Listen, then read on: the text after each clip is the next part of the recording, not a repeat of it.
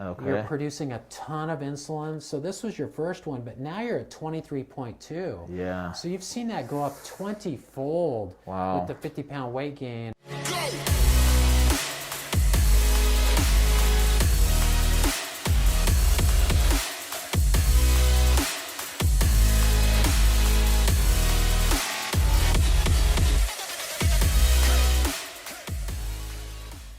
All right, well, Drew, it's great to see you. Oh man, thanks, Dr. Cobble. It's always good to be back. Seeing a lot more of you. I saw a video of you the other day. It was kind of scary to see how Yeah. much weight you've gained. Yeah.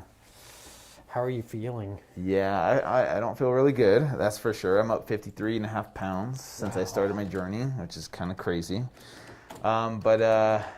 Yeah, I'm ready for this part to be over. I really And am. that's in about 2 weeks, right? 3 weeks about. 3 weeks? Yeah, December 27th. Have you been having any chest pain or shortness of breath? Shortness of breath, yes. No chest pain though. Okay. And the shortness of breath is just when you're trying to be active, or is it when you're resting? When I talk, or if Okay. I eat a really big meal, you know. And any stomach problems, heartburn, indigestion, black bloody bowel movements, anything like that? No, Okay. no. Okay. And then I imagine probably some fatigue.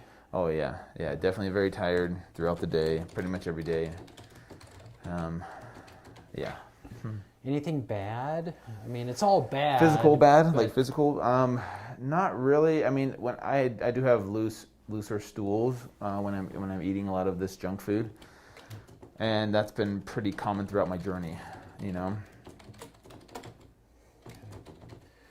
And anything you were worried about or wanted to talk about before we go into your labs? Results. No, nothing serious that I can think of. Like nothing that really worries me. I would be interested to see where my blood work is. Probably to confirm how bad I'm feeling. You know. But yeah, I think for the most part, you know, I'd like to see the results and see where we're at.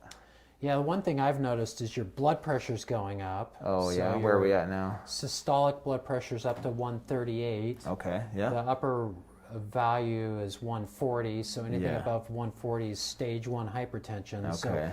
the weight gain is definitely affecting the blood pressure Okay. coming out of your heart.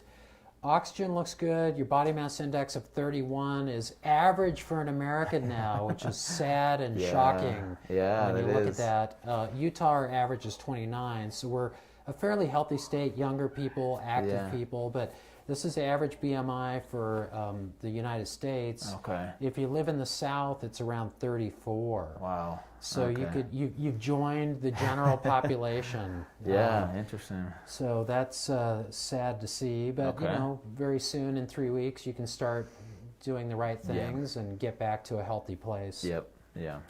All right, well, let's dive into the labs. Do you have any Okay. questions for me at all? I'm curious to know where my testosterone's at. I Okay. feel definitely very low libido. For sure, lack of blood flow. Okay. You know, and I figure that's probably part of my journey and my age and you know the lifestyle I'm living, sedentary. As far as your blood work goes, maybe we'll just go through each one of these at a time. Your insulin level was pretty interesting. It's up to 23.2. Compared to Well, it would have been probably below 5 before. Let me see if I have see if I can show the previous one. That yeah, I wasn't think the it was start. below 5 if I remember. Oh, Yeah, 1.1. Yeah. So anything below 5 is amazing. Below 8 is acceptable. yeah. The lab will give a reference range between 2 and 25. Wow. But really anything above 8 to 12 is insulin resistant. Okay. You're producing a ton of insulin. So this was your first one, but now you're at 23.2. Yeah. So you've seen that go up 20-fold Wow. with the 50-pound weight gain. Testosterone Okay. was not great. Your testosterone value came back. Let's pull that up. 317. Okay. Most labs require it to be below 300 to pay for medications. Anything below 200 is terrible. Okay. Average is around 500-600. And your free testosterone was at the low range at 12. Yeah. The 11.7. Anything below 9 is not great. Yeah. So your testosterone values have dropped to the low end of the spectrum. The big thing we've seen with you in the past is just your triglycerides are real sensitive to a poor diet. Yeah.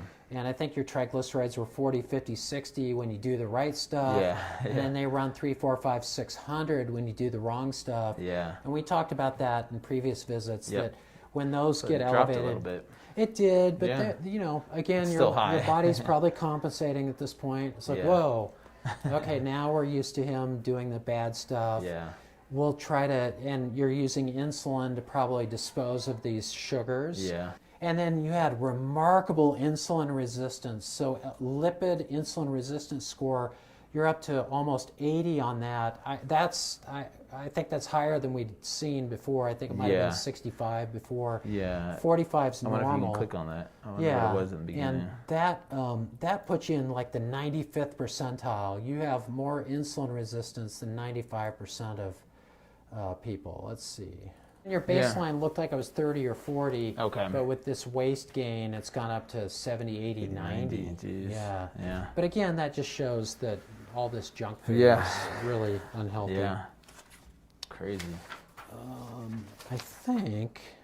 And then C-reactive protein was the last thing we yeah. did. Yeah, 0.2, that was your starting value. Yeah. Then I think you went up to 0.5, 0.6. Yeah. 0.2 I rarely see in America unless you're very fit, BMI of 20, 21, 22, Yeah. body fat of 10%. Yep. We see this in Japanese patients who live in Japan all the time. Yeah. But American Japanese patients, we don't, because they've adopted the American lifestyle. Yeah. In America, the average CRP is above 1, and if it's above 3, it's very high risk for heart disease, heart attacks, and strokes. You've gone up to 1.13. Oh, wow. So you've gone up almost 5-fold. Jeez. Just in the last, has this been 3.5 months? 3 months. 3 months. Just is- over yeah, 3 months. 3 months, yeah. So that's gone up 5-fold, and again, that corresponds with the other ugly hormone levels Yeah. we've seen. This is an inflammatory marker. Yeah. So again, it's different than some of the other markers, but that's gone up from 0.2 at baseline, and then I think during the transition it was 0.456. Yep. But So now it's we've seen it crept up. even double from there. Jeez. Yeah. So Well, I got 1 month, a little bit less than a month to go, December 27th, and we'll do the final lab work at the end. And then from there, it's the journey back to fit, which I'm excited about for the physical changes, from a medical perspective, but also mentally and emotionally, just to feel better, because as you can imagine, like if you saw these numbers on a piece of paper and didn't know me, you'd probably envision someone that looks like me, that is going through this, and because you work with a lot of clients of what they go through when you see these numbers. And the good thing for me is I know that, I'm doing this for 4 months, and like you said, the body is resilient. Like it can take some abuse, but I know when I treat it good, consistently on the journey back to fit, I'm pretty sure a lot of these numbers will change. Because I've had a lot of people ask me, are you worried about long-term, ramification from doing this journey? I'm like, well, yes, of course. But I remember from my last journey, a lot of my stuff went back to normal pretty quickly. Like when I started, fasting and eating whole foods again and exercising again, the numbers changed actually pretty quickly. Mm-hmm. It went back to its normal range. But I was 31. Mm-hmm. So it'd be interesting to see now that I'm 40, if it changes as quickly this time or what. So that's what I'm interested for is the second half of the journey. well, and I think you bring up a great point that if you did this for 10 or 20 or 30 years, there would be some damage that would not be reversible. Yep. But doing it for 4 months or 8 months or 12 months, Yeah. it's almost like pregnancy. I don't mean that in a good or bad way. But I know what you mean, yeah. That's a 9-month window where there's weight gain, a lot of hormone changes that happen. Yeah. And it's the number one risk for morbidity and mortality for women. So it's not without risk. Uh-huh.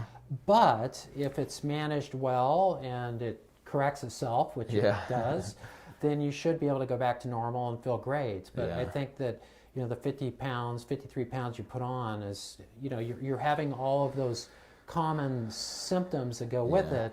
I don't see anything that's serious or life-threatening, and I think what you've done is not dangerous to you in the short term or the long term. Awesome. But it would be if you didn't correct it. Yeah. And that's the cool thing about this is you're showing people, don't do this, do Yeah, this. yeah, And if you exactly. can help other people change their lifestyle and do the right things, Yeah. this is an amazing thing you're doing. Thank you so Yeah. much, Dr. Cobble. Well, I'll be back after the holidays to get my final blood work, right? And then from there, that'll be, probably my worst blood work out of all of them, you know? And then the journey starts January 4th, the first Monday of the new year. So I really appreciate your help, and I think it's really helpful to have a doctor on board so people just don't think I'm doing this recklessly. It's good to have you on board. So thank you so much for taking care of me. Yeah, no, I think it's cool that you're showing the things that happen, that change functionally in the lab work, which is really great. And you were expecting to gain 40 pounds? 60. You were expecting to gain 60. Yeah, well, my you're expectation. gonna do it. Yeah, I'm pretty close. Just a few more weeks left. So, well, thanks again. Yeah. We'll see you guys soon when I do more blood work with Dr. Cobble. Once again, thank you. Thank you. We'll see you guys. Bye.